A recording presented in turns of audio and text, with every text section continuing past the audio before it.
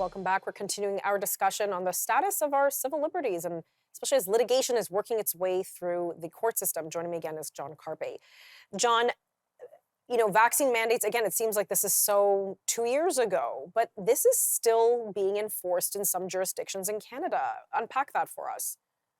So British Columbia and Ontario, there may be other provinces as well, but in BC, the healthcare system is in a state of permanent crisis. There's up close to a fifth of the population does not have a family doctor. So you're looking at 1 million people in British Columbia that have to rely just on walk-in clinics. They don't have their own family doctor, which of course is going to be inferior healthcare if you're not dealing with one doctor who really knows you. While they're publicly lamenting the shortage of doctors, nurses, and others, in British Columbia, there are thousands of healthcare workers who were fired in 2021 because they didn't get injected with COVID vaccine. And by the way, it was known at the thousands. Okay. In our court action, we've got a dozen or so applicants, but whatever the court rules is going to impact the thousands of people that are not applicants. By the way, the context here, in 2021, it was known that the vaccine did not stop the spread. So it ought to have been a personal choice. You could make a case for saying, look, if the vaccine really stops the spread of the virus, okay, Right. maybe you could make a case for making it mandatory. But that was just, there's never evidence that it stopped the transmission. So it ought to have been an individual choice. So we argued that in a case called Tatlock. We're waiting on the court's ruling, but our lawyers were in court in BC in November through to December 1st. And we've argued there for the healthcare workers and the charter right to bodily autonomy that we can all should be able to decide what we get injected with or not, what medical treatments we receive or not. That should be personal choice. Yeah, because it's sounding like, and again, coming off the tails of the Briscoe case, that this is a lot of government agency, government employees, because really healthcare is managed by the government, and they have these mandates imposed by the government. But at what point do you get to decide, and at what point is the government forcing you to making the decisions for you? And that's what it sounds like here.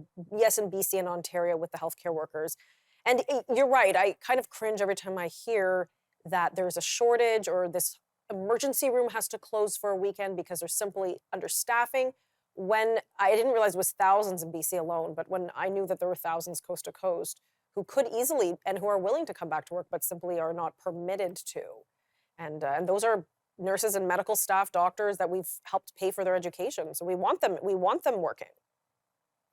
When British Columbia was the chief medical officer, Dr. Bonnie Henry, who has that edict in place. In Ontario, it's slightly different in that each local hospital is supposedly making its own decision, but they're all following the Ontario Hospitals Association directive. But in Ontario, currently, as we speak, there are registered nurses that are qualified that can go to work this afternoon or tomorrow morning that are barred because they didn't get injected with COVID vaccine.